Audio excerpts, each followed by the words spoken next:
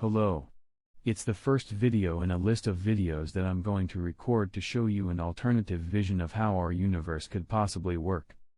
If my guesses are right, at the end it will be something really huge and will change our understanding of the world. It might be shocking and hard to believe that things can be like this, but let's check. It was really hard for me to decide what to start with, as despite these ideas seem simple and intuitive to me now, I find it really hard to make people see the whole picture of what I'm trying to describe. So I will start not from the very beginning, but from a thing that seems more or less easy to explain. This gives clear predictions that can be checked in experiment if you have corresponding equipment. Unfortunately I don't have one.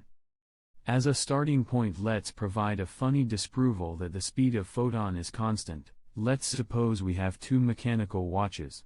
Let's warm up the first one and cool down the second one.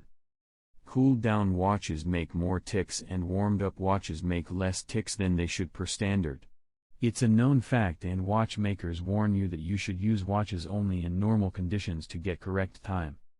So we measure the time needed for photons to travel, for example, to the moon and back with each of these two watches and get different amount of time.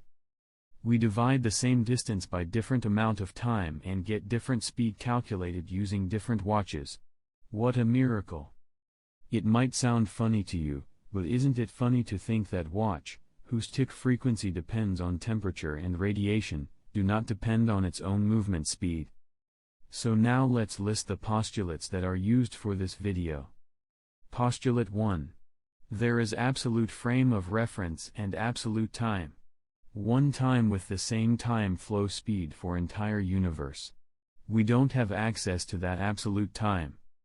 Postulate 2. The speed of light emitted by the source does not depend on the speed of source and always equals c if measured by the watch moving with the source. So per these postulates the moving source has local time. Actually it's not local time, but local watch's tick frequency that slows down as the source speeds up.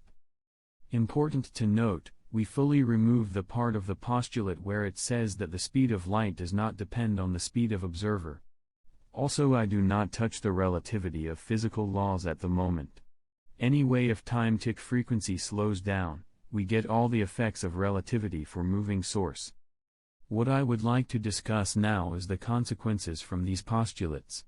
Especially I'm interested in how light would propagate for moving source. Let's assume that all time measurements take place in the absolute frame of reference.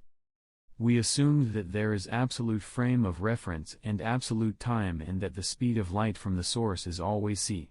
So for the moving source, light have to propagate with the same speed in all directions if measured by the source, because it spends the same amount of absolute time for that movement. As a result, wavefront of light from any source should look like a sphere. Let's assume that the speed of the first light source is 0. This source emits light and it has speed c in all directions. After 1 second the wavefront will look like a sphere with radius c. Now let's assume that the speed of the second source equals v. Let's assume that the source emits photon of light in the direction of own movement. And let's assume that both the source and the photon move for 1 second. After that we see that the source passed distance v and the photon passed distance c. So the distance between the source and the photon is now c minus v. Earlier I mentioned that with selected postulates the light has the same speed in all directions from the source point of view, so the wavefront will have to look like a sphere with a center in the expected position of the source in radius c minus v. Otherwise the speed of light in the source frame of reference would be different in different directions. Here we can see how light would have to propagate depending on the speed of source if our postulates were true. You can see that when the speed of source is lower than c divided by 2, wavefront looks like a sphere. As usual. But when the speed of light is faster than c divided by 2, we see something different. Sphere turns into a light cone. The faster the speed v, the smaller the light cone angle. Because the radius of the sphere is always c minus v. The larger v, the smaller radius. So for speeds lower than c divided by 2 we get sphere, for speeds higher than c divided by 2 we get cone. There are two interesting things. 1. We see similar behavior in cyclotron and synchrotron emission, Cherenkov emission, one-sided astrophysical jets. 2. We can predict the angle of the cone depending on the speed of source v and check an experiment of prediction much observations. The predictions for the light cone angle can be calculated using simple geometry from values of c and v.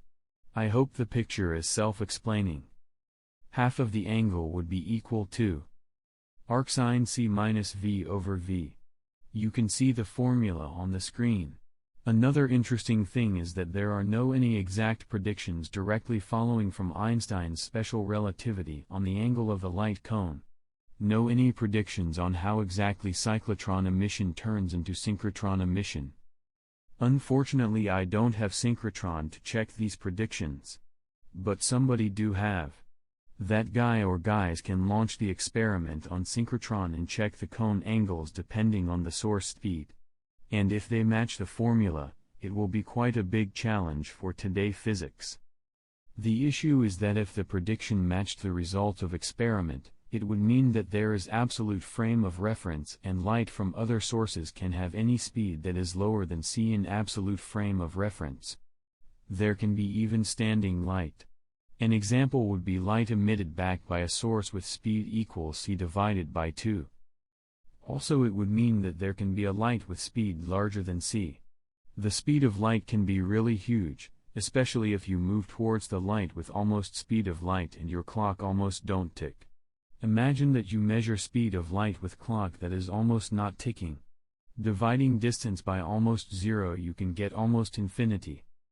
As a result, some theories would have to be adjusted. Well, in fact, all the cosmology would have to be adjusted. So I will understand if this experiment does not happen in the nearest future. Nobody wants to lose what they were building through their life. Again, I don't have synchrotron and there is war in my country now, so no any synchrotrons for me in the nearest future. But somebody do have access to synchrotron and he has a chance to make a major breakthrough in science, if experiment succeeds. In the next videos I will try to show how these postulates simplify the world around us. Also at some point I will try to show what these postulates actually follow from. Because they are not the root. The real postulates are a little bit deeper. I have much more to say. It might be a journey that you never had. The only real way to make described experiment happen is to spread out this idea enough by attracting attention to this video and to videos to follow after this one. So please press like and subscribe. And let's launch a revolution. Let's bring the logic back. I should also mention that of course experiments with synchrotron were already launched. And of course data exists somewhere. That data can be checked and compared with predictions. But I'm afraid these experiments were launched back in the 60s and I cannot find real data in open sources. Anyway, I find the ideas to follow worth exploring even without these predictions checked. You'll see. Thank you for your attention.